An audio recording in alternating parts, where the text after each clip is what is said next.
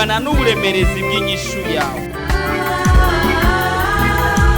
Nimwaguma muri jewe please, amajambo yanje akaguma muri mwebwe egala, musabe ico mugomba cyose kizobabera ko.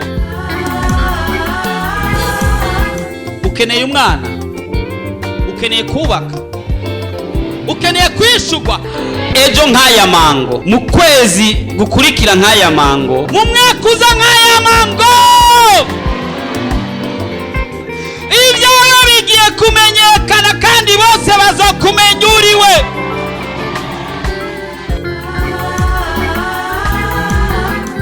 Ariko Yesu araha, ariko arakubaza ati ubu ugomba gukira nimugwane.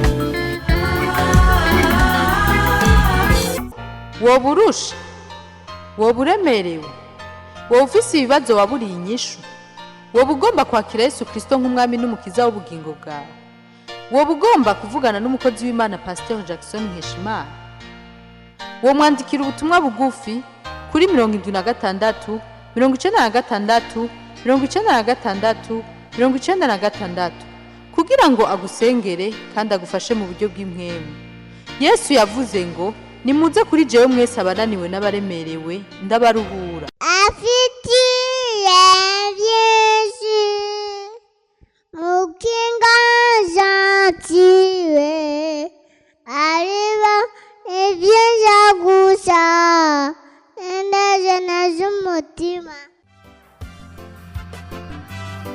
Urashaka kwama ukurikirana ubutumwa bwiza ku telefone yawe? Ja kuri YouTube wandike Pasteur Jackson Nkeshimana, urasanga ko ubutumwa hamwe n'ubwo yavuze kera. Ntibibagire kugira subscribe canke s'abone, wibuke kubusangiza n'abandi.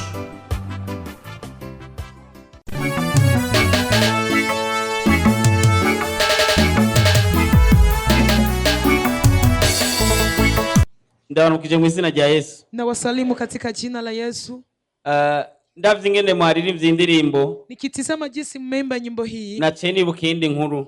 nilifika nakumbuka ingine habari. Undi yavuze ngo ugomba kunyegeza abarundi ikintu, Wengine akasema kama unataka kufuchika kitu Warundi, gishire mu nyandiko. kitie kwenye maandishi. Ushize mu nyandiko ntibasoma. Ukiandika kwenye maandishi hawatasoma. Ndavye agapapuro ufise kangana uku, Nikiona kapapia unako kapatapata hivi, kakunanira gusoma kandi ugafise, kana kushinda kusoma na uko nako. cyanibaza kuri Bibiliya. Nafika najiuliza kwa Biblia naye. Bega Bibiliya uyisoma kangahe? Je, Biblia unasoma mara ngapi? Nigaza mugeza tuisoma kangahe? Mutikise mwenzako wetu unasoma Biblia mara ngapi? Ntihabuze uca akwishura ati wewe uyisoma kangahe? Apakosi mwana kujibeti na unasoma mara ngapi kwa siku? Twende ubone ubuzima bwo ingene bugoye. Ete uni maisha ya kisasa jinsi yalivyo. Haruwaza ararunga imyanya yo kuzarasoma Biblia. Kuna mtu atapata muda wa kusoma Biblia. Mubaza ati uyisoma kangahe? Muulize tena unasoma Biblia mara ngapi? Akwishure. Akujibu. Akubwiye ngo anakwambia eti umupastor umwe yagendeye abakristo, mchungaji mmoja katembelea Wakristo. Nyabakristo bari bamutumiye kugira ngo bafungure hamwe. Hao Wakristo walikuwa walimwalika ili wachangie pamoja chakula. Bategura indya nyazo. Wakaandaa chakula kizuri. Hama kumeza aho barira, alafu kwenye meza mali wanakulia bari bahibagiriyeho $300. Walikuwa lisabia pale $300. Dolari amajana 3. Dolari 300. Nigaza mugeza ati 300. Mutikise mwenzako kumwambia 300. Maze barafungura. Alafu wakala. Bafunguye. Walipokuwa wanakula, bahejeje, walipomaliza, pastor abashimira, mchungaji akawashukuru, amana n'abasengera umugisha, akaombea pia na mibaraka, acarata, akaondoka nyumbani. Baravye, walipotizama basanga ya 300 yagiye, wakakuta ile 300 imeondoka. Ari wowe ucivyifatamo gute? Kama ni wewe utajikamataje? Bacha baravuga pasitori yatwivye $300 yacu. Wakasema eti mchungaji katuiba $300 kandi twari twamutumiye kugira ngo dusangire. Tena tulikuwa tulimwalika ili tuchangie. Twatetse ibikomakomeye kugira ngo tumunezereze. Tumepiga vyakula vyenye thamani ili afurahie. None $300 yacu arayajanye. Sasa dola 300 zetu wanapeleka. No muri eglise ahasengesha ntituzosubirayo. Hata kanisani mali anaombesha na uzulia ibada hatutaongeza kuingia. Kandi avec raison. tena walikuwa na haki. Ntushobora kuhamuja gusenga usigurirwa n'umusuma. Hauwezi kwenda kuomba unahubiriwa na mwizi. Indwi irahera, wiki na ikaisha, ukwezi kurahera, mwezi ukaisha, amezi abiri arahera, miezi miwili ikaisha. bariko bararengana gutya, Walipokuwa wanapita hivi, pastor ahura na madamu wa mugabo, mchungaji kakutana na mama wa ule mume. Acharambaza ati mumaze amezi abiri mutaza gusenga, ni kibazo kiye mwagize? Akamuuliza, mnamaliza miezi miwili bila mngii kanisani, tatizo nini? Burya abadamu n'abana beza ntibikausha. Pale wamama ni watu wazuri wachikausha. Umugabo yari gupfuma za kuivugisha ati rumba pastor inyanya ni mike. Labda mwanaume angelisema mchungaji, unaona mida ni michache. Ariko abadamu barazi lakini wamama si makabati. Ati pastor, eti mchungaji, jewe nsubira kuri je eglise, mimi kurudi tena kwa ile kanisa. Uri musuma, wewe mwizi, tukagutumira gufungura, tukakualika kula, tukasenga, tukaomba, tukahumiriza, tukafunga macho, $300 ukayajana, $300 kapeleka umuyamaso dusanga atanurume ya ruriyo. Tulifungua macho tukakuta mezani hakuna hata $1. Twibaza ngo mahera yaguye hasi, turarondera turabura, tukatafuta labda pesa zimeanguka chini tukakosa. Ntidushobora kugaruka ahantu, hatuwezi kurudia mwele kanisa. Pastor mchungaji, kumbe ni musoma Biblia, kumbe msomaki Biblia. Aja $300, ile $300 na yabonye yari haja kuri salle à manger kumeza, niliziona isiko pale kusali à manger kumeza. Chambona umenga yo havatakara, nikaona sasa vile zitapotea. Bwana ziko muri Kristo mwaba musoma Biblia, ni kwa maana nilikuwa najua kwamba nyinyi wa Kristo mnasoma Biblia kila mara. Haja kumeza hari ho Biblia, pale kumeza palikuwa Biblia. Urumva pastor akugende kame Biblia guma hafi kugira ngo yibaze kwa muisoma. Ati nachenda yashira kuri page ya mbere muri Biblia. Eti nifika natia hizo pesa kwenye page ya kwanza ya Biblia yenu. Nachenda yatera aho muri Biblia, urumva $300 ategeza kuvyimbura yabona usomye ugure ahari $300 ntiwo hayobeka. Ukisoma ukifungua Biblia utakosa kuona mahali kuna $300. Ati aya mezi abiri yose aheze mutarugurura Biblia. Eti hii miezi miwili yote inaisha bila kufungua Biblia. Ati puye. Eti kweli? Telefone umugabo atereka pastor turahuye avuze ngo ari muri Biblia araba ko ari. Eti mchungaji tunakutanana sasa, angalia kwenye Biblia na ndio ni yari. Mume wake akasema ndio pesa ziko hapo. Pastor chamenya ati abantu ntibasoma Biblia. Pastor akajua wale watu wasome Biblia. Ngubu nababwiye ati nimunize Biblia zanyu nkashamo $300. Hapa nikisema mniazime Biblia zenu nitie $300. Arabogaruka ngati Biblia zacu wazikumanye umwanya muremure tutazico azikojeje. Kuna watu wanaweza kurudi hapa wanasema Biblia zetu lizimalizana muda atujuche ulifanya. Mumenyere gusoma. Mzoe kusoma Biblia. Burimo amahirwe menshi cyane. Maana kuna uheri mkubwa sana. Haleluya. Amen. Haleluya. Amen. Turi mu kwezi ko kwitatura n'Imana. Tuko katika mwezi wa kutengeneza na Bwana. Amena ndazi kwitaza kuba nyinshi cyane mvuze kwitatura. Najua amena zitakuwa nyingi maana nasema kutengeneza. Ukucumenya ko hari ibyo usabwa nawe gukora. Maana unajua kunaelewa kwamba kuna vingine na unahitaji kufanya. Abantu benshi twamatwitega iki Imana dukorera gusa. Watu wengi tunasubiria kile Mungu anatutendea tu. Ariko Imana igomba ko nawe ugira icyo ukoze. Lakini Mungu anataka nawe uwe na kitu cha kufanya. Uyu mwanya nuko igomba ko twitatura nayo. Huyu muda nataka tutengeneze pamoja naye. Ufise umugore w'abandi musubize. Kama una mke wa watu rudisha. Ufise inzu y'abandi isubize. Kama una nyumba ya watu rudisha. Ufise ibintu byose bitameze neza imbere y'Imana bisubize. Kama una vitu vyovyote visiyopendeza Mungu rudisha mapema. Nimba ufise ikintu cyose kitanezereza Imana gitunganye. Kama una kitu ambacho kimfurahishi Mungu tengeneza. Kuko ari igihe cyo kwitatura n'Imana. Maana ni wakati wa kutengeneza na Mungu. Ikiringo imaze urashobora kukiza. Nyakati unamaliza unazifahamu mwenyewe. Ariko ikiringo usigaje ntubukiza. Lakini nyakati unabakiza ufahamu. Imyaka umaze nuwo gushitukiza ubunyene woyivuga. Miaka unamaliza hata mtu akikwambia kwa sasa utazungumuza. Kiretse abigeme gusa nibo batavuga imyaka yao. Labda mabinti ndio waseme. Ariko abamama n'abandi bantu barashaka kuyivuga. Lakini wamama na wababa na wazee wanaweza kusema. Bwana mama bakiri bato barashaka kutayivuga.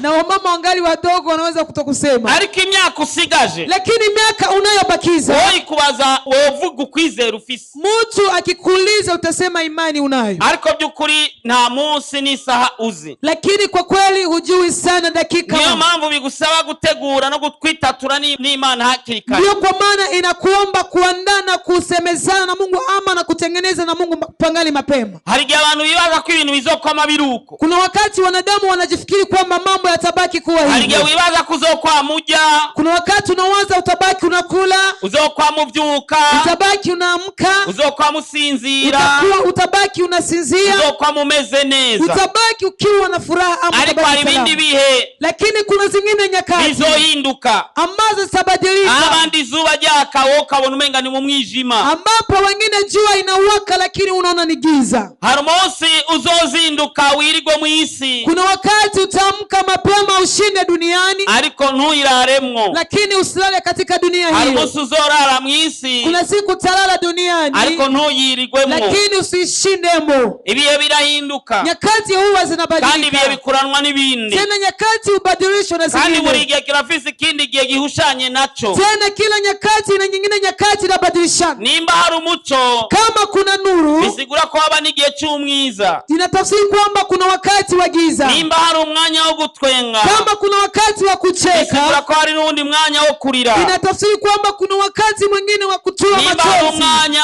wo kuvuka, Kama kuna muda wa kuzaliwa, bisigura ko hari n'uwundi mwanya wo gupfa. inatafsiri kwamba kuna wakati mwingine wa kufa. Nimba hari umwanya wo gufungura, Kama kuna wakati wa kula, bisigura ko hari n'umwanya wo gusonza. kumbuka kwamba kuna wakati, kuna muda wa kusikia Ibintu njaa. ntibizokwama biruko, Mambo yatabaki kuwa ibintu hivyo, birahinduka. nyakati huwa zinabadilika. Ushaka umbone neza canke nabi, no problem, Nione vizuri ama vibaya, haina shida, ariko menya ko ibintu bihinduka. lakini kubali ama ujue kwamba vitu vinabadilika. No guhisha ko ibintu bihinduka, noba ndakubeshe. Nikikuficha kwamba vitu vinabadilika, takuwa na kudanganya. Ntahoraho yamye, Hakuna naye baki mahali alikuwa, ntibizokwama biruko. havitabaki kuwa hivyo. Ibihe bikurwa n'ibindi. Nyakati zinabadilishwa na Wowe zingine. umunyabwenge wotunganya n'Imana, Ukiwa mwenye akili unaweza tengeneza na Mungu, wokwittatura n'Imana, unaweza semezana na ibintu Mungu, bikagenda neza. mambo yanakuwa Ariko salama. nubwo ugomba kwitatura n'Imana, Lakini japokuwa unataka kutengeneza ngira na Mungu, ndakubwire ko ibibazo uri kuracamwo utazobibandanya navyo nyene uko nyene. nataka nikwambie, shida unazipitia utaendeleza kuzipitia himo hivyo. Haleluya. Amena. Uzorengana, Utapita, utapita, mugabo uzocamwo aho nyene, winjire ushike. lakini utapenya hapo hapo uingie mpaka ufike kwenye utaenda. Birashobora kwanga ukabona ko bigoranye, ukabona umenga bibaye nabi, mugabo uzoshika. Vinaweza kataa, unaona kwamba vinashindikana, lakini utapita, utapenya. Nakwereke karero kagaragaza ko nawe bizorengana. Acha nikuoneshe mfano unaonesha kwamba na utapenya. Warize kwitabu, wize bigoranye, Ulisoma kwa tabu, ariko warahejeje, lakini ukamaliza darasa. hari umuntu yize bigoranye, Kuna mtu alisoma kwa tabu, mugabo warahejeje, lakini umemaliza. nubwo bigoranye, Hata kama yana shida, nubwo byananiranye, ijapokuwa imeshindikana, nubwo uri kuduga umusozi, ijapokuwa unapanda mlima, urawuheza. utaumaliza. Tugiye kuraba abantu mu bitaro, Tukienda kuangalia hospitalini, hari igihe tora tubibutsa ko kuna wakati tunawakumbusha kwamba abo bose bagenda mu ibarabara, hao watu wanatembea barabarani, bamwe barigeze nabo kuba mu bitaro. wamoja waliwahi kuwa hospitalini. Bisigura ko nawe ushaka uri mu bitaro no munsi, Inatafsiri kwamba leo unaweza kuwa hospitalini, leo ukagendagenda nk'abandi. kesho unatembea tembea kama wengine, kiwa huru. Muri mwebwe yigeze kuba mu bitaro, Kuna mtu aliwahi kulazwa umaze kwinjira hospitali. ibitaro Nani mu buzima amesh- bwiwe? Nani ashalazwa hospitali maishani mwao? Bose benshi. Si wengi. Umuntu kuva avuka atarinjira mu bitaro ngo agwarire mu bitaro, ashire ukuboko hejuru. Mtu kwanza nazaliwa hajaugua ingie hospitali alazwe. Mwikomera amashi, mukomera Imana amashi, Mupigie Mungu makofi. mwe ntacyo mwagize, Maana nyinyi hamkufanya ariko chochote. bamaze kuja mu bitaro bakinjiramo za serumu barazi. Lakini aliyeingia hospitali akaingia maserumu Ariko hari anafahamu. ivyo bihe vyo guca mu bitaro, Lakini kuna nyakati za kupitia hospitali hakaba n'ibihe vyo kuva mu bitaro. na wakati wa kutoka hospitali. Ubugaragwa uri kuracamwo, Jangwa unalolipitia nubwo ari burebure, hata kama ni ndefu, utapenya tu, uzocaho nyene kandi uzoshika. utapenya tu na utafika salama. Ndibwira ko hari message y'umuntu umwe canke babiri, Nawaza kwamba kuna mesaje ya mtu mmoja ama wawili. ashobora kuba ari jewe canke, Inawezekana ni mimi ama, ariko ijambo mvise ngo nubwo bimeze uko uzojabuka upfe kwitatura n'Imana gusa. neno ninalo siku ya leo inasema ijapokuwa viko hivyo utapita, lakini ama utapenya, lakini anza utengeneze na Mungu. Nubwo bimeze uko Hata kama viko hivyo uzojabuka, utavuka ngambo. uruzi naho ari runini, Ijapokuwa mto ukiwa ni mrefu, ingona nubwo zuguruye iminwa, ijapokuwa vidudu vimefungua kinywa, imvubu zikugurura iminwa, vidudu vikafungua kinywa, ntutinye, usiogope. inzira niyo nyene, Njia ni hiyo hiyo, kandi uzoshika, tena utafika. haleluya. Amena. Dusomye ubutumwa bwiza bwanditse na Mariko 4:35. Marko mtakatifu 35. Ubutumwa bwiza uko bwanditse na Mariko igice ca 4:35. Nimba uri kumwe n'utagira Biblia urashaka kumwereka kuko si mu ishure. Kama uko pamoja na mtu ana Biblia unaweza muonesha, maana si darasa. Ubwo ntakujana utamubwiye turagura gwawe. Lakini asikuondokani bila kumwambia nunua ya kwako. Mbona baciye berekana mu telefoni Biblia ya karatasi hapana telefoni. Tunataka Biblia ya karatasi, hapana simu. Izi telefone murazi ko ari amayeri ya Satani. Mnajua kwamba simu hizi ni ujanja wa shetani. Murazi ko izi ari application. Mnajua kwamba hizi ni application. Kandi izi application zibandanye gukora. Hizi application zikizidi kutumika, abantu bakagura amatelefone ari benshi. Watu wananunua masimu ni wengi. Abakora Biblia bazobura isoko. Wanaotengeneza Biblia watakosa wateja. Bace bareka kuzikora. Wafikiri wanaacha kutengeneza. Abantu bagume bakoresha izo mu telefone. Watu wabaki wanatumikisha za simu. Oro wakoze application. Kwa yule alitengeneza application, ahinduye ijambo hariya no mu telefone yawe irahinduka. Akibadilisha neno kule na msimu yako inabadilika. Barahindura ijambo hariya ukasanga mu Biblia yawe ryarahindutse. Wanabadilisha neno kule unakuta kwenye simu yako imebadilika. Ugatangura kuzuvuga ibitari byo. Unaanza kunasema maneno nuko bo babigomvye. Kama gisi yao walitaka. Ego ufise telefone mbwa wafise Biblia sawa. Lakini anayekuwa na simu lakini awe na Biblia ni sawa. Bahononya karere nganja asubira nkaraba ngako ari ivyo. Wakibadilisha mazingira kwenye simu na ingia kwenye Biblia. Haleluya. Amen. Turasoma mu izina rya Yesu. Amen. Kuri uwo munsi bugorovye arababwira ati tujabuke tuje hakurya. Basiga abantu hano bamujana mu bwato yahozemwo, kandi ayandi mato yari kumwe nabo. Nuko haza inkubi ikomeye y'umuyaga, imipfunda yisuka mu bwato bwariko buruzura. Ariko we arajyamye mu mutwe w'inyuma, yiseguye umusego yisinziririye. Baramukangura baramubaza bati mwigisha ntubabaye ko turiko turapfa? Arikangura azibiza ingunza, abarira ikiyaga ati hora utekereze, umuyaga uraca, haba agahwekere rwose. Arababaza ati niki kibateye ubwoba? Ntimurizera? Baratinya bagira ubwoba bwinshi, barabazanya bati mbega uyu n'umuntu ki umuyaga n'ikiyaga bimumvira? Imana ihabwe icubahiro cyane. Amen. Uyu yari Yesu yiri warigisha. Huyu alikuwa ni Yesu, alikuwa alishinda na fundisha. Amaze kwigisha, alipofundisha araruha, akachoka, acabwira abigisha ati akaambia mitume eti reka twinjire mu bwato, eti acha tuingie katika mtumbo, tuje kwindi ng'ombe, twende ngambo. Binjiye mu bwato, walipoingia kwenye mtumbo, wibuka ko Yesu yari Imana 100%. Kumbuka Yesu alikuwa Mungu 100%. Kandi akaba umuntu 100%. Anakuwa mtu 100%. Yararuha, alikuwa akichoka, yarasinzira, alikuwa akisinzia. Atagenda ku mutwe w'ubwato, akaenda kwenye kichwa cha mtumbo, araryama arasinzira, akalala kasinzia. Aza igihusi inkubi y'umuyaga mwinshi, pakakuja upepo mwingi, ubwato butangura kuyumbayumba canke kunyiganga, mtumbo ukaanza kupeperuka, hama amazi arinjira mu bwato, maji yakaingia ndani ya mtumbo. Sinzi ko hari umuntu amaze kuja mu bwato, sijui kama kuna mtu ashaingia ndani ya mtumbo. Amazi abinjiranye mu bwato murazi cyarico. Maji yakiingia kwenye mtumbo mnajua maana. Nkiri umwana ningali mdogo, twari twagiye koga, tulikuwa tumeenda kuoga n'abandi bana na wengine watoto. Sasa bwamenye kogera hejuru y'amazi, nilikuwa bado sijafahamu kukogea juu ya maji. Narimenyereye koga munsi y'amazi, nilikuwa nazoea kukogea chini ya maji. Kwa twakina imikino bita bulale, maana tulikuwa tunacheza mchezo unaitwa bulale. Bulale muraizi?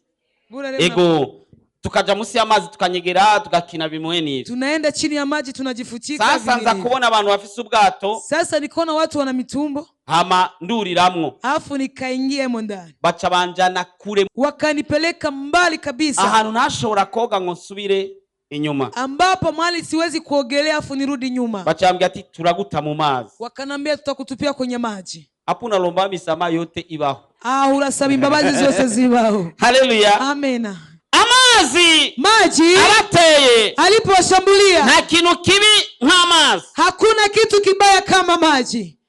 umuhungu umwe yaba muri South Africa, alikuwa anaishi South Africa, akinidili yo kuja muri Australia, akacheza dili ya kwenda Australia, yumvikana n'abanyabwato ko yoja mu bwato, akasikilizana wenye mitumbu kwamba ataingia kwenye mtumbo, akajaria mu mizigo, anaenda kwenye mizigo. maze ubwato uva South Africa kugeza Australia umenga bagenda mezi 3. Alafu mtumbo kutoka South Africa kufika Australia ni kama miezi 3. Hama ari mu mizigo, alipokuwa kwenye mizigo, bamaze nk'ukwezi mu nzira, ubwato buriko buragenda ukwezi kose. Walipobaliza mwezi wako katika mtumbo wako wanatembea kwenye maji. Hejuru bariko barakina basketball, urabona ubwato bunini cyane. Unaona kwenye mtumbo mkubwa sana. Jua kwa wanacheza basket. Acha arumva umupira uramuryoheye cyane ari munsi. Akasikia kabumbu inamfurahisha, iko chini. Arumva kabisa nawe niyo urakuraba iyo match. Akasikia kwamba kabisa naye hawezi kosa kuangalia mchezo. Arasokoroka ati narakizema ko maze kugerayo none hari ngora. Akasema ina shida maana nimeshafika. Arasokoroka aja kwicara mu bariko bararaba. Akatoka akaenda kuketi mu wale ambao uko natizama. Nabo bariko bararaba bamaranye ukwezi kose bamenyeranye. Sasa wale ambao wako wanaangalia wanamalizana mwezi wote wameshazoeana. Barabona ati uyu muntu twari kumwe. Wakasema mtu atakuwa pamoja. Zani byangombwa basanga ntabyo. Leta kitambulisho hana. Abanyamazi ni kwa kuri kwayo na cagihe. Wenye maji ni kama wale waiona wakati ule. Bacha baraterura, wakanyanyua ule mtu, batamumazi, wakatupia kwenye maji. Ahantu ubwato bwamaze kugenda ukwezi kose naho uzi koga. Mahali ambapo mtumbo umeenda mwezi wote, hata kama unajua kuogelea. Aroga. Akaoga. Urazi kuroga kugira ngo uwahuke ukura kwanza izo hejuru izo. Aroga. Akaoga. Asigara mu iboka. Akabakia kwenye boka. Mugabo akaruha. Lakini wapi? Araruha. Akachoka. Mugabo marine y'igisirikare cha South Africa bariko baraba mu vyuma babona akanuka gatwe hii. Walipokuwa wanachunguza kwenye vyuma wakaona kakicho ka mtu juu. Bafata ibinyaruka, baranyaruka, wakamata vya haraka wakafika pale. Babona n'umuntu. Wakakuta ni mtu. Baramuterura baramusova. Wakamnyanyua wakamsaidia. Batamubaza iwanyu ni he? Wakamuliza kwenu ni wapi? Mu Burundi. Burundi. Na ya boka. Na ile boka. No kwitanganyika muri Tanzania. Paka Tanganyika Tanzania. No nari ya mukagongo murahazi hari ya Havinzda. Paka huko Kagongo. Muiboka.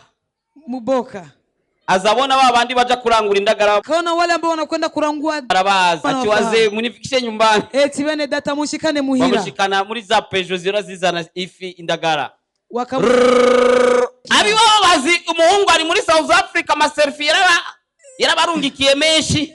Wako wanajua kwamba yuko South Africa, maselfie watumia ni mengi. Bazabona umuhungu ngo yabateka amaguru n'akaboka mu rupa. Wakaona mwanaume anakuya na boka ndani ya ua. Bama batangura komba induru ngo ni gisigo. Wengine wakaanza piga kelele eti ni jini. Babitahu yari uko abasiguri. Walienda kuelewa wakati anawatafsiria. Gutabwa mu mazi, kuangushwa ndani ya maji ni kintu kigoye cyane upfa nabi. Ni kitu kigumu tena unakufa vibaya. Abigisha wanafunzi baragerageje uko bashoboye kose. Walijaribu jinsi yote kugira ngo bikize ili wajiponye. Biranga. Ikakataa. Ariko bagumana umuhari mu mutima. Lakini wakabaki na manunguniko. Turiko turagwana n'umuyaga. Sasa sisi tunapambana na zoruba. Ariko uyu Yesu. Lakini huyu Yesu natariko aradufasha. Hakuna kile anatusaidia. Amesinziriye. Amesinzia tu. Bishoboka ko nawe uri kurababazwa n'ibyo kuracamwo. Inawezekana unaumizwa na mambo unapitia kwa sasa. Narakoreye Imana. Unasema nimemtumikia Mungu. Nongeze mu kibazo kigoye. Sasa nafika kwenye wakati mgumu. Niko nitaratariza. Niko na ariko Yesu arasinziriye. Lakini Yesu amelala. Kandi yashizeho n'umusego niko twabisomye. Tena ametia pia na mtu tumesoma. Ibaze mu bwato yajanye umusego. Tuwaze kwenye mchumba kaenda na mtu wa kulalia. Abandi bariko barakoma induru. Wengine wanapiga kelele. Nawe yijamiye. Yeye kausingizi. Bibiribwa ngo yisinziririye. Biblia inasema kwamba amekuwa amelala. Imana yashakwa yisinziriye mu kibazo cyawe. Mungu anaweza kuwa amelala katika shida yako. Kuri no mwanya asinziriye. Ijapokuwa muda huu sijui nyakati zako. Urajabuka tu. Utavuka ngambo tu. Baravuga ati ntitopfa nk'abana. Paka wakasema hatuwezi kufa kama watoto. Reka tumuvyure. Hacha tumuamshe. Tumereke ko tubabaye. Tumuoneshe kwamba baramunyiganza. Wakamtikisa. Hari ibintu binyiganza Imana. Kuna vitu vinamtikisa Mungu. Hari ibintu gukora. Kuna vitu unaweza kufanya. Imana igakanguka hiri. Mungu anashituka mahali amelala. Yesu yarahari. Yesu alikuwepo. Mungu yarasinziriye. Lakini alikuwa amesinzia. Yesu yarahari. Yesu alikuwepo. ntacyo yariko arakora, lakini hakuna kitu alikuwa Yesu anasaidia. yarahari, Yesu alikuwepo, ariko ntacyo yarabamariye. lakini hakuna mafaida. Yagize icyo abamariye Alikuwa na faida igihe bamuvyura. wakati walipomwamsha. Harageze aho tuvyura Yesu, Panafika wakati tumwamsha harageze aho Yesu. tunyiganza umwami, Panafika wakati harageze tumsikize aho Baba. tumubwira ati papa, Panafika wakati tumwambia harageze Baba. kuva mu itiro, Inafika wakati utoke turagomba katika kugira icyo usingizi. ukoze. Tunataka ufanye kitu. Bamaze kumuvyura, Walipomwamsha, ijambo rigoye gutahura ngaha mugabo n'abandi bigisha, neno liko nguvu kuelewa, lakini nababwiye ni ibintu byose mubona bifise amatwi. niliwaambia kwamba kila kitu mnachokiona kina masikio. Nikanza mgeza ati niyo shati wambaye ifise amatwi. Mtikise mweza kumwambia na shati umevaa ina masikio. Mwibuka ko Yesu yabwiye umusukono urumva. Mwambie mkumbuke kwamba Yesu aliambia mtini ukasikia. Yesu acabwira umuyaga. Hapa Yesu akaambia upepo. Niyavuze ati mu izina ry'Imana tange Mana akora igitangaza. Akusema kwa jina la Mungu ama Mungu tenda muujiza. Arikangura azibiza ingunza abarira ikiyaga. Akamuka akaambia bahari. Abwira ikiyaga. Akaambia bahari. Kumbe ikiyaga gifise amatwi. Kumbe bahari ina masikio. Kumbe ikiyaga gifise amatwi. Kumbe bahari huwa inasikia. Abarira ikiyaga rabana mu Biblia yawe naho nyene kuri 39. Abarira ikiyaga ati hora utekereze. Akaiambia bahari nyamaza utulie. Haleluya. Amena. Umuyaga uraca. Dhoruba ikaisha. Abagahwekere rwose niko handitse. Pakakuwa ukimya kabisa. Baba bahungu baratangara. Wale wanaume wakashangaa. Kuri karanti arababaza ati niki kibateye ubwoba? Nimurizera. Yesu ashimwe. Amen. Wibuka ko yigeze kubabwira ati nibi nkoze muzokora ibirenze ibyo nkora. Kumbuka kwamba aliwaambia hata mimi natumika mama mtatumika zaidi. Ikiyaga kiraca. Bahari ikanyamaza. Ikiyaga kirahora. Bahari ikatulia. Turafise ubasha bwo kubwira ikiyaga. Tuna mamlaka ya kuambia bahari. Turafise ubasha bwo kubwira ingorane. Tuna mamlaka ya kuambia matatizo. Turafise ubasha bwo kubwira amafaranga. Tuna mamlaka ya kuambia pesa. Turafise ubasha bwo kubwira ikintu cyose. Tuna mamlaka ya kuambia kila kitu chochote. Kuko gifise amatwi. Maana kinasikia, kinasikia. Tena kinasikia. Kandi kiratwumvira. Tena kinatutii. Urizoni. Unaliswa na nini? Ubabajwe niki? Unaumizwa na nini? Ubugaragwa uri kuracamwo. Jangwa unalolipitia. Nibyo ni burebure. Ni kweli ni ndefu. Ariko burahera. Lakini jangwa hilo huwa linaisha. Ntucike intege. Wewe usikate tamaa. Ntugire ubwoba. Usiwe na uoga. Icyo ni igikombe cyawe kinywe. Icyo ni igikombe chako kunywa nacho. Ukomboleze n'utwanyuma. Kinywa mpaka ukomboleze na icyo ndakubwiye ni uku. Ninachokwambia ni hivi. Ntacyo bizokugira. Havitakufanya kitu. Nubwo bisuriranya. Ijapokuwa vinaongezeka. Ibihe birahinduka. Nyakati huwa zinabadilika. Ibihe ntibizokomara ibya bindi. Nyakati zitabadilika kwa vile. Upfe gusa gutunganya n'Imana.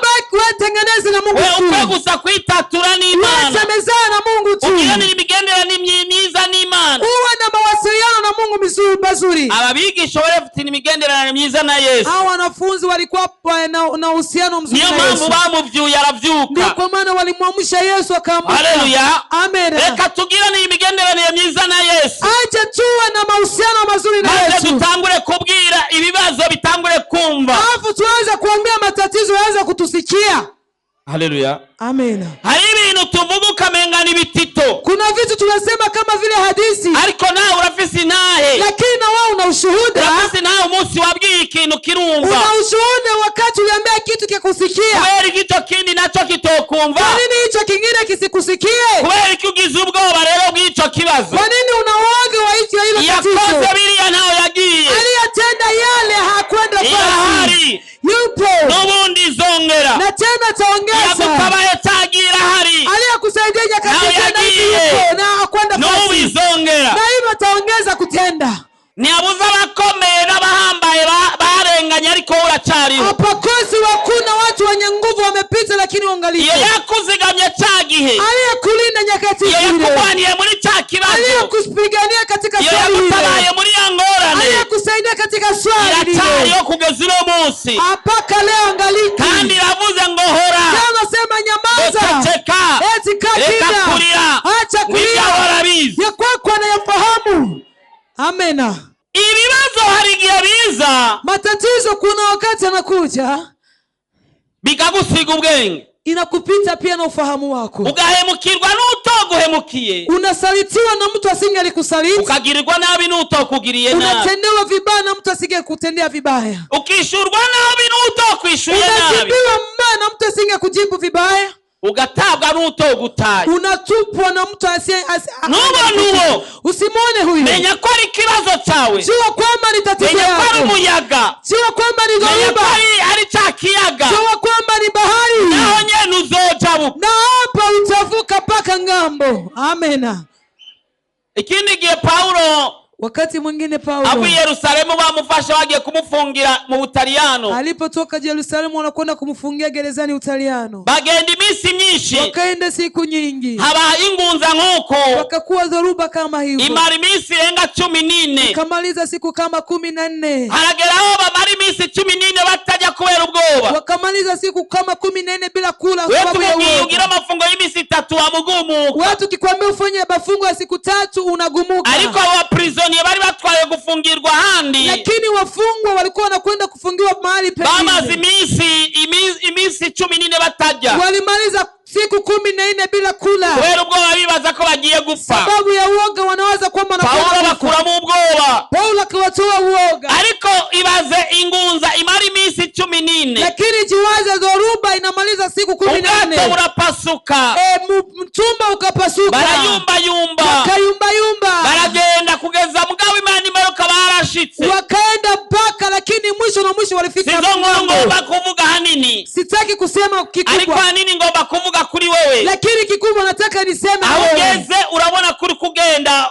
uyumbayumba, Mahali unafika unaona kwamba unaenda na yumbayumba, nuri kurahagarara nk'uko wakagombye au kugenda, kuna simama gisi ungeliweza kugeza uno kwenda. mwanya wakagombye kuba ufise umwana mugabo nta buraro, Mpaka ile ungelikuwa na mtoto lakini kugeza hujapata. uno munsi wakagombye kuba ufise voiture yawe mugabo nta Mpaka yuraro, leo ungelikuwa na vote yako lakini kugeza uno hujapata. munsi wakagombye kuba ufise inzu yawe ariko nta yuraro, Leo hii ungelikuwa na nyumba yako lakini kugeza uyu hujapata. munsi wakagombye kuba ufise amafaranga ngana uku mugabo nta yuraro, Mpaka leo ungelikuwa na pesa kiwango hiki lakini hujapata. kugeza uyu munsi wakagombye kuba warubatse urugo rwawe mugabo ntibirakunda, Mpaka leo ungelikuwa ushafunga ndoa yako lakini kugeza haijawezekana. uyu munsi wakagombye kuba warishuwe kuri wa mutwaro mugabo nturishurwa. Mpaka leo ungelikuwa jibu kwa hiyo hitaji lakini haujajibiwa. So kuyishura itahari, Si kwamba anayejibu irahari hayupo. mugabo igomba kwinyiganza gato, Yupo lakini anataka umutikise.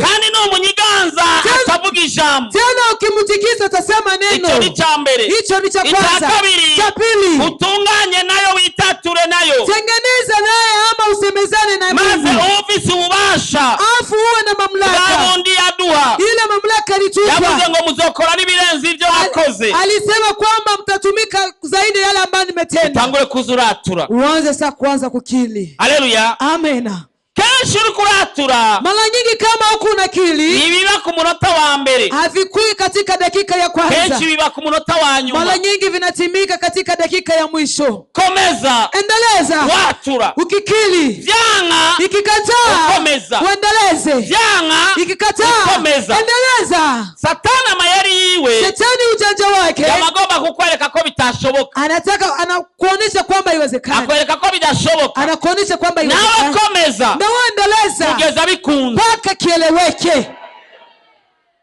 Namwambia mtu hapa, Ndabwira umuntu hano, komeza endeleza kugeza bikunze. mpaka kieleweke. Uno munsi byanse, Leo kama imekataa, nurekure, usiachilie. komeza. Endeleza. Ejo byanse, Kesho ikikataa, nurekure, endeleza, usiachilie. komeza. Endeleza. Ije ejo byanse, Kesho ikikataa, nurekure, usiachilie. komeza. Endeleza. Umunsi utazi, Siku sio Nisa zani utazi, na saa sio uzaona zani, bikoreka. utaona inatufanyika. upfa kwitatura n'Imana gusa. Wewe tengeneza kwanza na Mungu tu. Meshereza myara abantu baca mu bibazo, Wandugu, kuna watu wanapitia katika ukibaza matatizo. kuri kurakina deuxième partie ya Yobu, Unawaza kama kuna cheza deuxième partie ya Yobu. ukibaza ati ibyo byose Yobu hari ibintu bitamuciye ko byasigarije jewe. Unawaza labda kuna vitu havikumfikia Yobu, ameniachia mimi. Yobu yarihanganye, Ayubu kavumilia. ibaza abana biwe bose, Tuwaze watoto wake wote, ubutunzi bwiwe bwose, utajiri wake wote, kandi ari mugororotse imbere y'Imana. tena alikuwa mtakatifu mwenye haki mbele za Bwana. Mwese wowe Tuachilie wewe una nagira mvuge bya byahora ukora nace ndavyihorera. nikuwa atarisemele mazani. Reka mvuge bito muri byo. Wamuwesha ku telefone. Unakuna danganya kwenye masimu. Ngongeze mugatumba kandi iri mukayaza. Eti nafika Gatumba na ungali Kayanza. Yobu yaragose. Yobu alikuwa mtakatifu. Ibyo bimucako. Hiyo nyakati kamufikia. Kugeza aho babana munzu. Paka mkewe. Ariko mukayo babwira Yobu ngo tukimana upfe. Lakini mke wa Ayubu akamwambia Ayubu, usumtusi Mungu basi ufe. Arongogo nundi. None atapfuye ko atarongo hunda mujana. Sasa kama akufi hatapata mwingine atamuoa. Urumva aho byari bigeze. Unasikia mali vilikuwa vinafika. Aho inshuti magara yawe akubwira ati wopfa. Ambapo ndugu wa damu, ndugu kipenzi chako anakuambia nubwo byari bigeze aho. Ijapokuwa vilikuwa vinafika hapo. Yobu niyigeza tukimana. Yobu hakumuasi Mungu. Ni widodombe. Usilie, usinungunike. Yesu ashimwe. Amen. Ibuka ko Abisirayeli urugendo bari kugenda iminsi 11. Kumbuka wana wa Israeli safari wangelienda siku 11. Baigeze imyaka 40 kubera kwidodomba gusa. Walitembea miaka 40 kwa sababu ya kunungunika. Ili kuracamwo. Yale unayapitia kwa sasa. Usenge. Uombe. Usabe Imana. Uombe Mungu. Wature amajambo. Ukili maneno. Harimo no gukenguruka. Pia na kushukuru. Wibandaniriza. Afu uendeleze safari yako. Imiko mufite Imana. Malawama unayo kwa Mungu. Yihoze. Achana nayo. Arabatsitara abagaye bagatsitazwa n'Imana. Kuna watu wanakwazika paka wanakwazwa na Mungu. Babigisho bari kumwe na Yesu. Wale wanafunzi walikuwa pamoja na Yesu. Bari bashoboye kumufata mukanigo ati uri kutumarira iki ngahano. Walikuwa na mamlaka kumshika shingoni, sasa una faida gani hapa kwetu? Ariko baramuvyuye baramunyiganza kubwitonzi. Lakini walimuamsha kwa utaratibu na hekima. Reka nawe unyiganze kubwitonzi. Acha mutikise nawe Mungu kwa hekima. Amen. Ivyo uri kuracamo biragoye nivyo. Yale unapitia ni mazito, ni kweli. Urashaka kumbwira ati pasta wowe nuko utabizi. Unaweza naambia mchungaji ni kwa sababu niyo mpamvu uvuga ngo ndavyihanganire. Ndio kwa maana unasema ni yavumilia yote. Ninao usanga nanje nca mu biruti vy'uri kuracamo. Unaweza kutena mimi napitia mazito kuliko yako. Kandi buje ikibazo cy'umuntu nawe gitiza uwundi. Tena tatizo ya mtu hakuna anayemwazima mwenzake. Kuko mwese afitiwe kandi kiramugoye. Kila mtu ana tatizo lake tena inamsumbua. Kwa rwego rwiwe. Kwa hali yake tu. Hari umuntu afise ubutwaro. Kuna mtu anahitaji yibaza kwikomeye cyane. Anaweza kwamba hitaji hizo ni nzito sana. Ariko wonda akabona umengi yahahutse. Lakini mwingine anaona kwamba hitaji hizo ni kawaida. Ariko wonda amubwira ati ndaguhe gwanje. Lakini mwingine akimwambia nikupe hapo. Utoishobora? Huwezi. Ibibazo uri kuracamo bikuraba wowe. Shida unapitia zinakuhusu wewe. Ariko nubwo bimeze uko. Ijapokuwa viko hivyo. Abigisho barageze ku yindi ngombe. Wanafunzi walifika ngambo. Nubwo bimeze uko. Ijapokuwa yako hivyo. Na ugiye gushika ku yindi ngombe. Na unakwenda kufika ingine ngambo. Amen. Amen. Na ubuzima bwohinduka. Na maisha yanaweza kubadilika. Na ubuzima bwovugwa ukundi. Na maisha yanaweza kusemewa vingine. Na page yohinduka. Na wewe ukurasa unaweza kubadilishwa. Kuri page y'ubuzima bwawe handitse gusa ngo kwenye page ya maisha yako panaandikiwa eti hivi urabizi, unavifahamu, urandusha kubimenya, unanizida kuvifahamu. Ariko waragiye kubukorera igitangaza handikwa ibindi. Lakini Bwana anakwenda kutenda muujiza pandikwa vingine. Haleluya. Amen. Ibyo nawo amaso yawe atigeze kubona. Yale ambayo macho yako hajawahi kuona. Ijambo ry'Imana ngo ibyo amatwi atigeze kumva. Mungu anasema kwamba yale macho atigeze kubona. Yale macho ya kuona. Warabibikiye abamwizeye. Bwana ameviwekea wale ambao wanamwamini. Ujya hari ikintu utarabona waragiye gukweka muri iki gihe. Pale kuna kitu hujaona Bwana anakwenda kuona. Ukiriyo uzobibonesha amaso. Ungalipa utaona kwa macho. Hari umuntu anyumvise? Kuna mtu amenisikia. Ukiriho ungalipo. Nindabona muri mwe. Nani anaona? Ibi ni biharuro bingahe? Hii ni hesabu ngapi? Ni bingahe? Hesabu ngapi? Ukibona. Ungali unaona. Ukiriho. Ungalipo. Uzobijya nawe. Utavikula na wewe. Na mangunda kuivugira ngo nawe bitobe. Napenda kujisemea hakuna siyopendeza. Ega nawe byo kubera. Na wewe unaweza kukupendeza. Acha bitwaye amashuri wize cyangwa utize. Haijalishi masomo ulisoma au kusoma. Acha bitwaye umuryango wavuyemo cyangwa utavuyemo. Haijalishi familia umetokea au kutokea. Hagaze ko Imana ikwibuka nirabo umuryango wavukiyemo.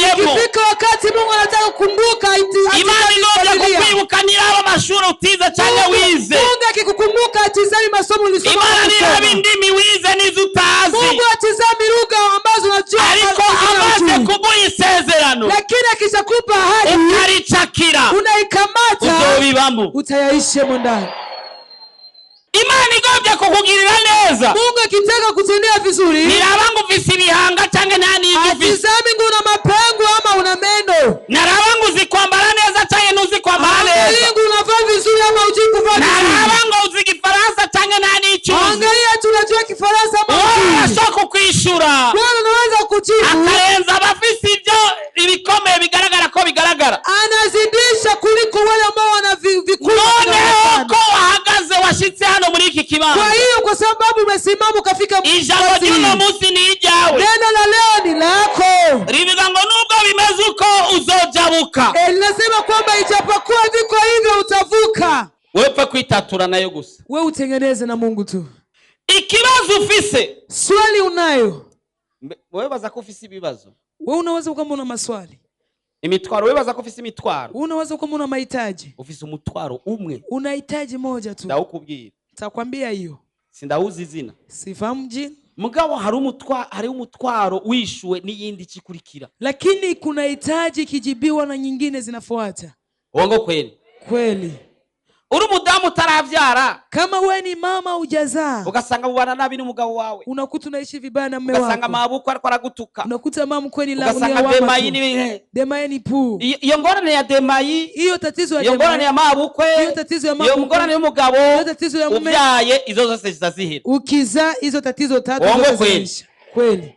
Nyine urupango nimba yamagutuka upangiye, kama mwenye upango na kuchamba unampangia, aho uciye hose bakakugonga n'ikinga, mahali unapita pote wanakugonga na basikeli, utagira n'ayitike, hauna tena za uronsa amafaranga, ukipata pesa, ingorane yo kugenda n'amaguru biheze, shida ya kutembea kwa miguu inaisha, utwo dukinga tw'amatugu cako biba biheze, utwo tumakinga tunakupita yako tunaisha. Yonye nizo hari ufise umutwaro umwe ndugu yangu tuvyemerane. Unahitaji ndugu yangu mmoja tukubaliane hayo. Iyo ivuyemo n'izindi zica zikurikira. Iyo ikitoka na nyingine zinafuata. Iyo rero umutwaro usumba zose ugiye kujabuka mu izina rya Yesu. Iyo hitaji na zingine zote unakwenda kuivuka katika jina la Yesu. Wewe upa kwitatura n'Imana gusa. Wewe anza kwanza utengeneze na Mungu tu. Haleluya. Amena. Abantu bazogumiza bibaza nguri wa undi. Watu watabaki wanaweza kwamba ungaliki yule mwingine wa zamani. Kumbe ibintu byarahindutse. Kumbe nyakati zimebadilika. Umugabo umwe yabana n'umudamu barashwana. Baba mmoja aliishi na mke wake wakashwana. Baravana haraba divorce. Pakakuwa kuachana. Habaye divorce. Palipokuwa kuachana. Wamugabo munyuma aratunga. Ule baba mwisho akatajirika. Aruguruza kampuni nini. Akafungulisha kampuni kubwa sana. Agiriki entreprise kinini. Akakuwa na kampuni kubwa. Mugabo muri systemu ziwe. Lakini katika sisteme zake. Niyashaka ko amenyekana ko ari we boss. Hakukuwa nataka julikane kwamba yeye ni boss. Yigira mu bisanzwe nk'abandi. Alikuwa anaenda kawaida kama wengine. Mugabo ni wenyene ijya entreprise.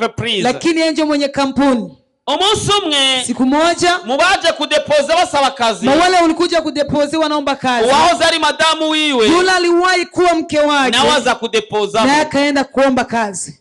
Umumanager yasigiye ibikogwa. Manager aliachia makazi. Amuzania madosiye. Alipomletea madosiye. Abona mu izina ya wa mudamu wiwe. Akaona jina la mke wake wa kwanza. Acamubwira ati muha kazi. Akamwambia huyu mama mpe kazi. Wa mudamu arakora. Ule mama katumika. Atazi ko akora muri entreprise y'uwahoze ari umugabo wiwe. Bila kujua kwamba alikuwa anatumika mu kampuni ya mume wake. Bazokora muri entreprise yawe batabizi. Watatumika katika kampuni yako bila kujua. Haleluya. Amena. Uraza abadamu aguma yarungi kutumessage to kumutuka ubona aronsa kazisha. Unajua wamama wanabaki wanatuma tu message to kumtuka. Hivi nimepata kazi. Ngani wapata ko wigomeye ko ntagira kazi. Sio pale ulikuwa nikamata uchafu kwa sababu sikukuwa na kazi. Wa mugabo wa mubosi abwira wa manager ati wa mudamu rero ule kiongozi wa kampuni akamwambia manager, sasa ule mama umuhe poste abari wazezwa gutanga ubuzi. Sasa umpatie poste ya kwamba yeye ndo au anatoa makazi hapa. Ariko kizirizo ntuzuvuge ko ari je nyene ya entreprise. Lakini usiwahi kusema kwamba mimi ndio mwenye kampuni. Arabikorera akatumika hivyo. Mudamu akazayangaja. Ule mama anaangaje watu. Mwana wa kwa mama mdogo. Mtoto wa kwa mama mdogo. Mwana wa kwa muyomba. Mtoto wa kwa shangazi. Mwana wa kwa shangazi. Mtoto wa muyomba. Urabizi kama na wa mama. Mnajua kandugu.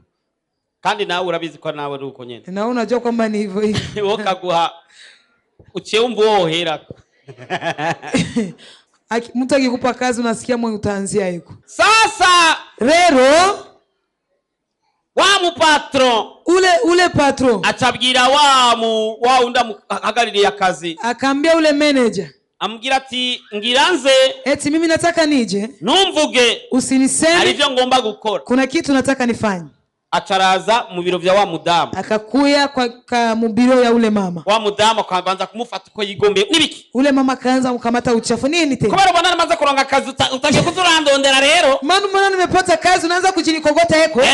Au kwamba kuvuga ko tuzinanye. Unataka kusema kwamba tunajua? Na ndakuzi. Mimi sikufahamu.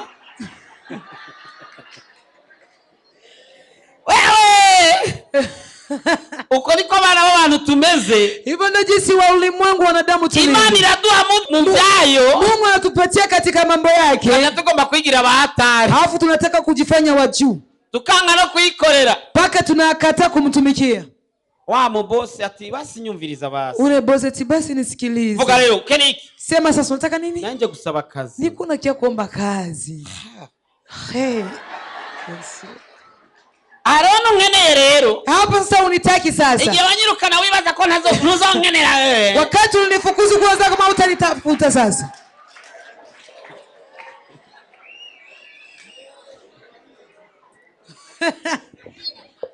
Sha urabona ko namaze kuba mwiza. Ushaona sasa nimesha kuwa mzuri. Urazi kubwiza buvana n'amafaranga. Unajua kwamba uzuri unaendana na pesa. Unaanza amafaranga sigensa neza. Nimepata pesa na fana ni vizuri. Tangia kuzurandondera. Unaanza kujinitafutisha.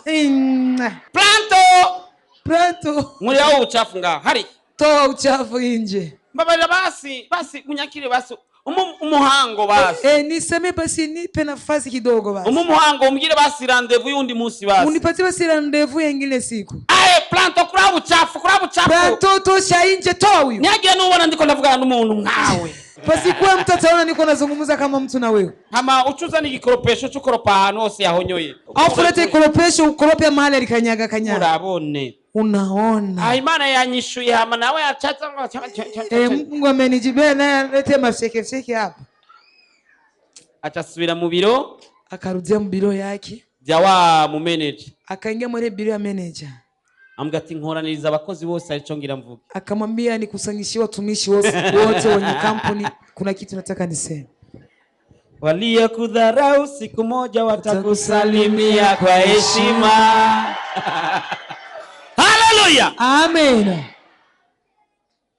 Bazaona wakaona umuntu manager a presence imbere y'abantu. Manager anapresentia mtu mbele zao. Atitagira imyaka yose mwakoze ngani mwari muzi nyene iyi entreprise. Eti miaka yote mlitumika hapa mkujua mwenye kampuni. Nagenda babwire ko nataka niwaambie kwamba huyu papa yitwa Nkeshimana Jackson. Huyu baba anaitwa Nkeshimana Jackson. Huyu papa yitwa nde? Huyu baba anaitwa nani?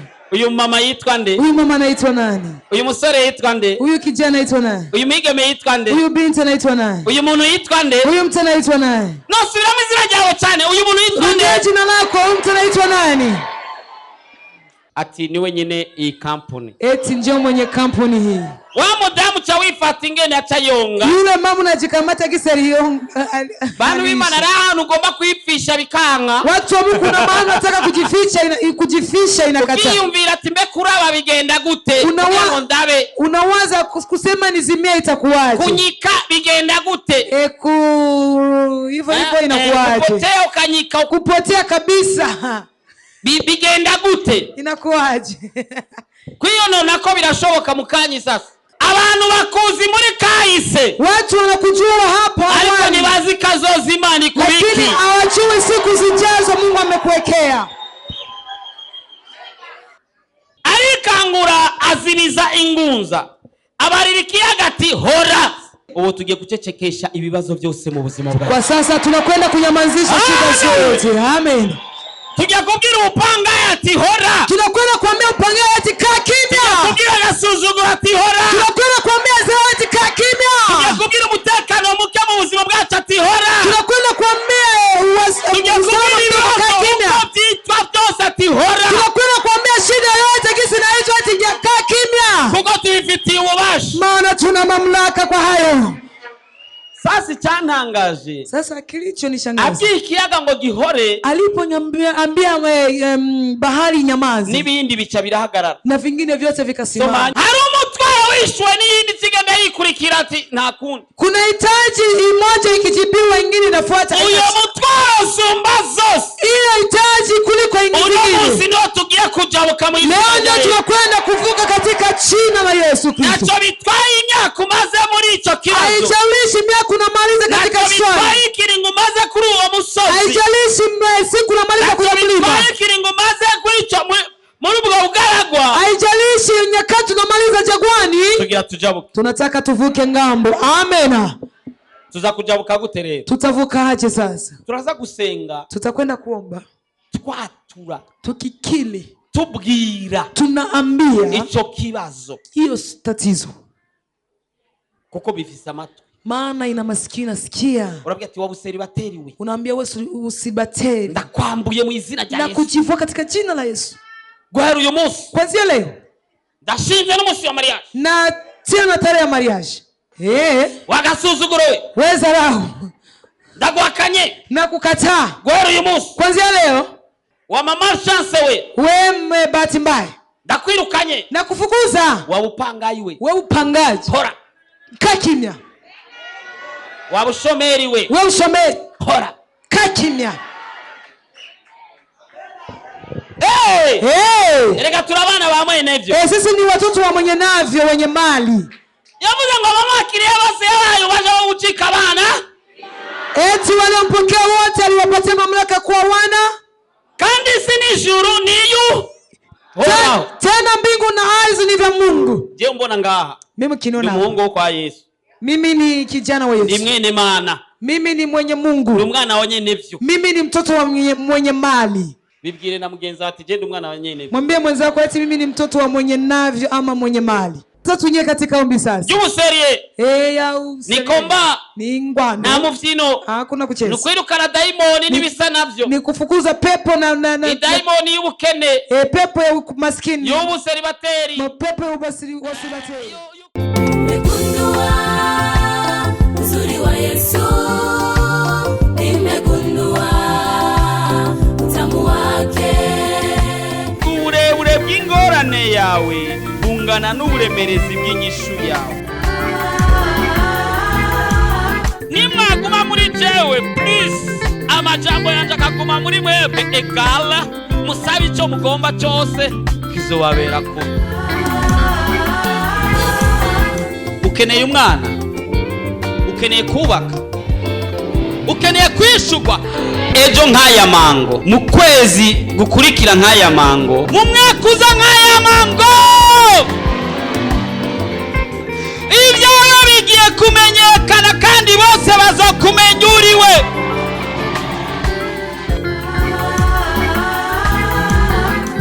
Ariko Yesu araha ariko arakubaza ati ubu ugomba gukira nimugwane. woba urusha, woba uremerewe, woba ufise ibibazo waburiye inyishu, woba ugomba kwakira Yesu Kristo nk'umwami n'umukiza w'ubugingo bwawe, woba ugomba kuvugana n'umukozi w'Imana Pastor Jackson Nkeshimana, wo mwandikira ubutumwa bugufi kuri 76 96 96 96 kugira ngo agusengere kandi agufashe mu buryo bw'impwemu. Yesu yavuze ngo nimuze kuri jewe mwese abananiwe n'abaremerewe ndabaruhura. Afitiye Yesu mukinga zatiwe ariba ibyiza gusa ndaje z'umutima. Urashaka kwama ukurikirana ubutumwa bwiza kuri telefone yawe? Ja kuri YouTube wandike Pastor Jackson Nkeshimana urasanga ko ubutumwa hamwe n'ubwo yavuze kera. Ntibibagire kugira subscribe canke s'abone. Wibuke kubusangiza n'abandi.